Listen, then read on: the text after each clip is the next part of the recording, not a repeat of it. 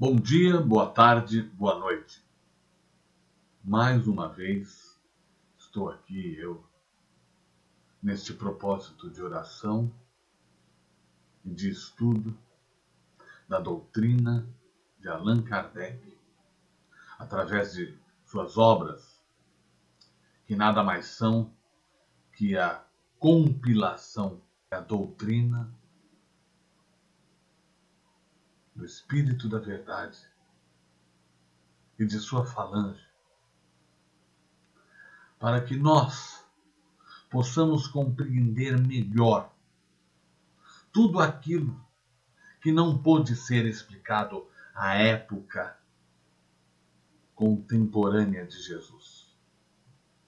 Muitas coisas Jesus disse claramente, outras disse por parábolas e outras deixou para que fossem explicadas pela primeira vez num outro momento.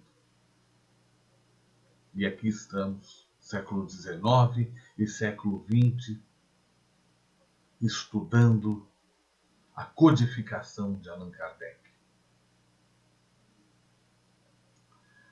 Estamos lendo o capítulo introdutório, a introdução do livro O Evangelho segundo o Espiritismo, codificado, utilizando-se de todas as passagens da Bíblia, do Novo Testamento, que contenham a moral cristã, a indiscutível moral cristã, tirando de lado todas as questões controversas e deixando apenas aquilo que é incontroverso, que se trata da moral cristã. E agora estamos no tópico Notícias Históricas, o qual passo a ler. Não antes de pedir que me acompanhe, você, meu irmão, minha irmã, no caminho, um Pai Nosso, para que nos elevemos o pensamento e possamos bem compreender cada palavra que iremos escutar. Pai nosso que estais nos céus, santificado seja o vosso nome, venha a nós o vosso reino, seja feita a vossa vontade, na terra como no céu. O pão nosso de cada dia nos dai hoje. Perdoai as nossas ofensas, assim como nós perdoamos a quem nos tem ofendido. E não nos deixeis, Senhor, cair em tentação, mas livrai-nos do mal, porque vosso é o reino, o poder e a glória para sempre. Que assim seja. O tópico 3 do capítulo Introdução do livro O Evangelho segundo o Espiritismo, Notícias Históricas.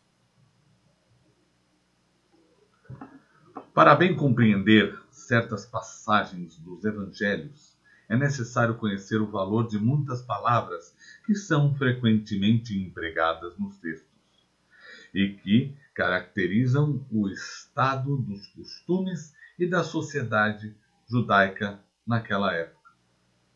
Essas palavras, não tendo para nós o mesmo sentido, foram quase sempre mal interpretadas, gerando algumas incertezas.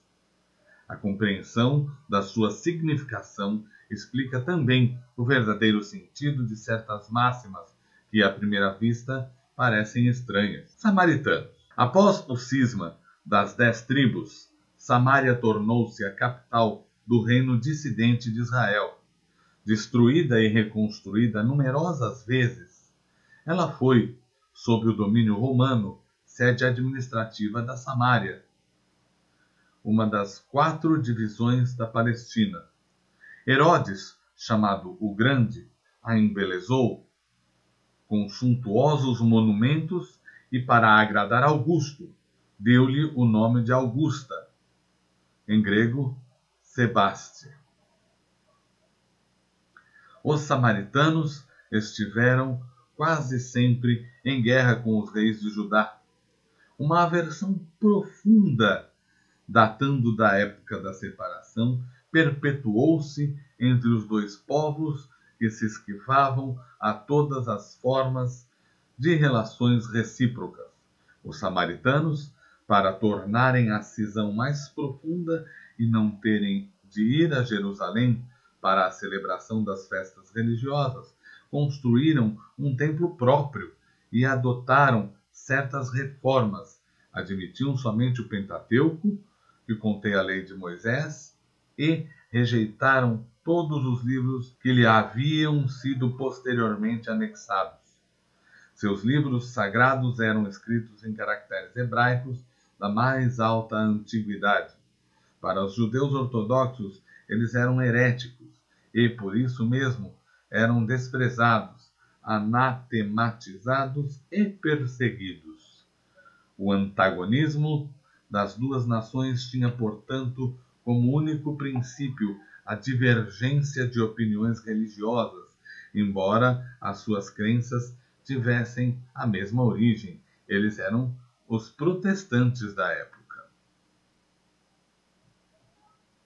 Ainda hoje, encontram-se samaritanos em algumas regiões do Oriente, particularmente na Naplusa e Jaffa. Observam a lei de Moisés com mais rigor do que os outros judeus e só se casam entre eles. Nazarenos. Nome dado, na antiga lei, aos judeus que faziam votos, por toda a vida ou por algum tempo, de conservar-se em pureza perfeita. Adotavam a castidade, a abstinência de bebidas alcoólicas e não cortavam os cabelos. Sansão, Samuel e João Batista eram nazarenos. Mais tarde, os judeus deram esse nome aos primeiros cristãos, por alusão a Jesus de Nazaré.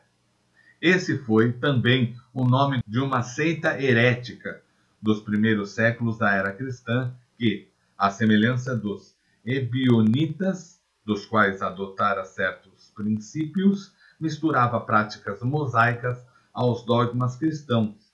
Essa seita desapareceu no quarto século. Publicanos eram assim chamados na Roma antiga os cavaleiros arrendatários das taxas públicas, encarregados da cobrança de impostos e de rendas de todas as espécies, fosse na própria Roma ou em outras partes do Império. Assemelhavam-se aos fermiers généraux, arrendatários gerais, e aos traitants, os contratantes, do antigo regime na França, e aos que ainda existem em algumas regiões. Os riscos a que estavam sujeitos faziam com que se fechassem os olhos para o seu enriquecimento, que, para muitos, era produto de cobranças e de lucros escandalosos. O nome de publicanos foi estendido mais tarde a todos os que lidavam com o dinheiro público e aos seus agentes subalternos. Hoje, a palavra é tomada em sentido pejorativo para designar os negocistas e seus agentes pouco escrupulosos. Às vezes dizemos ávido como um publicano, rico como um publicano, referindo-nos a fortunas de má procedência. Durante a dominação romana, foi o imposto o que os judeus mais dificilmente aceitaram e o que mais causava irritações entre eles. Provocou numerosas revoltas e foi transformado numa questão religiosa, porque era considerado como contrário à lei. Chegou-se mesmo a formar um partido poderoso, que tinha por chefe um certo Judá, chamado Glaulonita, que estabelecera como princípio o não pagamento do imposto. Os judeus tinham, portanto, horror ao imposto e, por consequência, a todos os que se encarregavam de arrecadá-lo. Esse o motivo de sua aversão pelos publicanos de todas as categorias, entre os quais podiam encontrar-se pessoas estimáveis, mas que, em virtude de suas funções, eram desprezadas juntamente com as pessoas de suas relações, todas confundidas na mesma repulsa. Os judeus, bem considerados, julgavam comprometer-se tendo relações íntimas com eles. Eram os cobradores inferiores, os peageiros, encarregados de receber a peagem, pagamento, para a entrada nas cidades. Peageiros, nas suas funções, correspondiam mais ou menos à dos funcionários aduaneiros, a dos cobradores de taxa de mercadorias. Sofriam também a reprovação aplicada aos publicanos em geral. É por essa razão que encontramos frequentemente nos evangelhos o nome de publicano ligado à designação de gente de má vida. Essa qualificação não se referia aos dissolutos e aos vagabundos. Era uma expressão de menosprezo sinônima de gente de má companhia, indigna de relações com gente de bem. Fariseus, do hebraico parash, divisão, separação. A tradição constituía parte importante da teologia judaica. Consistia na reunião das interpretações sucessivas dadas aos trechos das Escrituras que se haviam transformado em antigos dogmas. Isso era, entre os doutores, motivo de discussões intermináveis, na maioria das vezes, sobre simples questões de palavras ou de formas, à semelhança das disputas teológicas e das sutilezas da escolástica medieval. Daí surgiram diferentes seitas que pretendiam cada qual o monopólio da verdade. E, como acontece quase sempre, detestando-se cordialmente entre si. Entre essas seitas, a mais influente era a dos fariseus, que tinha Hillel como seu chefe, doutor judeu nascido na Babilônia, fundador de uma célebre escola onde se ensinava que a fé só era dada pelas Escrituras. Sua origem remonta aos anos 180 ou 200 a.C. Os fariseus foram perseguidos por diversas épocas, notadamente sob o domínio de Hircânio, sumo pontífice e rei dos judeus, e sob o domínio de Aristóbulo e Alexandre, reis da Síria. Não obstante, como este último lhes restituiu as honras e os bens, eles recuperaram o poder, conservando-o até a ruína de Jerusalém no ano 70 da era cristã, quando o seu nome desapareceu em consequência da dispersão dos judeus. Os fariseus desempenhavam papel ativo nas controvérsias religiosas, observadores servis das práticas exteriores do culto e das cerimônias, tomados de ardoroso proselitismo, inimigos das inovações, afetavam grande severidade de princípios. Mas, sob as aparências de uma devoção meticulosa, escondiam costumes dissolutos, muito orgulho e, sobretudo, excessivo desejo de dominação. A religião para eles era mais um meio de subir do que um objeto de uma fé sincera. Tinham apenas exterioridades e ostentação de virtudes, mas com isso exerciam grande influência sobre o povo, passando para este como santos personagens. Eis porque eram muito poderosos em Jerusalém. Criam, ou pelo menos professavam crer, na providência, na imortalidade da alma, na eternidade das penas e na ressurreição dos mortos.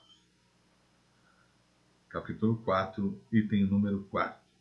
Jesus, acima de tudo, prezava a simplicidade e as qualidades de coração, que preferia da lei o espírito que vivifica à letra que mata. Entregou-se durante toda a sua missão a desmascarar essa hipocrisia e, em consequência, os transformou em seus inimigos encarniçados. Por isso que eles se ligam com os príncipes dos sacerdotes para revoltar o povo contra ele e fazê-lo se sacrificar. Os escribas, nome dado, a princípio, aos secretários dos reis de Judá e a certos intendentes dos exércitos de judeus. Mais tarde, essa designação foi aplicada especialmente aos doutores que ensinavam a lei de Moisés e a interpretavam para o povo. Faziam causa comum com os fariseus participando dos seus princípios e de sua aversão aos inovadores. Por isso, Jesus os envolve na mesma reprovação. Sinagoga, do grego sinagoge, assembleia, congregação. Só um templo existia na Judéia, o de Salomão, situado em Jerusalém, onde se celebravam as grandes cerimônias do culto. Todos os anos, os judeus se dirigiam para ele em peregrinação para as festas principais, como a Páscoa, a da Dedicação e a dos Tabernáculos. Foi nessas ocasiões que Jesus fez numerosas viagens a Jerusalém. As demais cidades não tinham templos, mas sinagogas, edifícios em que os judeus se reuniam aos sábados para fazerem suas preces públicas sob a direção dos anciãos, dos escribas e dos doutores da lei. Ali se faziam também leituras dos livros sagrados, seguidas de comentários e explicações. Cada um podia participar e foi por isso que Jesus, sem ser sacerdote, ensinava nas sinagogas ao sábado. Depois da ruína de Jerusalém e da dispersão dos judeus, as sinagogas, nas cidades em que passam a residir, servem-lhes de templo para a celebração do culto. Saduceus, seita judia que se formou por volta de 248 a.C., assim chamada em virtude do nome de seu fundador, Sadoc. Os saduceus não acreditavam na imortalidade da alma, nem na ressurreição ou na existência dos anjos bons e maus. Apesar disso, acreditavam em Deus e, embora nada esperassem após a morte, serviam-no com interesse de recompensas temporais, ao que, segundo acreditavam, se limitava a sua providência. A satisfação dos sentidos era para eles o fim providencial da vida. Quanto às Escrituras, apegavam-se ao texto da lei antiga, não admitindo nem a tradição, nem qualquer outra interpretação. Colocavam as boas obras e a execução pura e simples da lei acima das práticas exteriores do culto. Eram, como se vê, os materialistas, os deístas, os sensualistas da época. Essa seita era pouco numerosa, mas contava com personagens importantes e tornou-se um partido político sempre oposto aos fariseus. Essênios, seita judia fundada cerca de 150 anos antes de Cristo, no tempo dos Macabeus. Seus membros moravam em edifícios semelhantes a mosteiros e formavam uma espécie de associação moral religiosa. Distinguiam-se pelos costumes suaves e as virtudes austeras, ensinando o amor a Deus e ao próximo, a imortalidade da alma e crendo na ressurreição. Eram celibatários, condenavam a escravidão e a guerra, tinham seus bens em comum e se entregavam à agricultura. Opostos aos saduceus sensuais, que negavam a imortalidade, os fariseus, enrijecidos por suas práticas exteriores, para os quais a virtude nada mais era do que aparência, não tomavam nenhuma participação nas disputas de suas seitas. Aproximavam-se por seu gênero de vida aos primeiros cristãos, e os princípios de moral que professavam fizeram algumas pessoas suporem que Jesus fizera parte dessa seita antes do início de sua missão pública. O que é certo é que ele devia conhecê-la, mas nada prova que ele fosse filiado, e tudo quanto se tem escrito a respeito é hipotético. Tem uma nota aqui de Kardec. A Morte de Jesus, que se diz escrita por um irmão essênio, é um livro completamente apócrifo, escrito a serviço de determinada opinião, e que traz em si mesmo a prova de sua origem moderna. Terapeuta, do grego terapeutai, derivado do verbo teurapeuem, servir, curar, quer dizer, servidores de Deus ou curadores, sectários judeus contemporâneos do Cristo, estabelecidos principalmente em Alexandria, no Egito. Tinham intensas relações com os essênios, cujos princípios professavam, e, como eles se davam à prática de todas as virtudes, Eram extremamente frugais na alimentação, voltados ao celibato, à contemplação e à vida solitária, constituindo uma verdadeira ordem religiosa. Filon, filósofo de Alexandria, platônico, foi o primeiro a se referir aos terapeutas, apresentando-os como uma seita judaica. Eusébio, São Jerônimo e outros pais da Igreja pensam que eles eram cristãos. Quer tenham sido judeus ou cristãos, é evidente como os essênios representavam um traço de união entre o judaísmo e o cristianismo. Iniciamos, no capítulo da introdução, a fase de conceituação. Porque, mesmo quem conhece um pouco a Igreja Católica, ou mesmo as igrejas evangélicas, pentecostais, neopentecostais e as tradicionais protestantes, conhece um pouco a Bíblia, conhece um pouco o Evangelho. E, comumente, ouve falar em saduceus, em essênios, em fariseus, publicanos. Mas Kardec, sabedor de que ia tratar de muitos assuntos envolvendo esses povos, até porque extrairia muito do que está no Evangelho, inclusive, para não dizer tão somente, das parábolas que Jesus dizia. Jesus citava muitos desses povos em suas parábolas. Então, Kardec pretendeu fazer um glossário inicial, dizendo cada povo e contando um pouco de sua história. Porque não é simples aprender isso apenas pela leitura superficial da Bíblia. Dessa forma, alguns povos foram citados, foram ditas algumas informações sobre cada um desses povos. E a introdução continua. Dessa forma, estamos aqui terminando mais um vídeo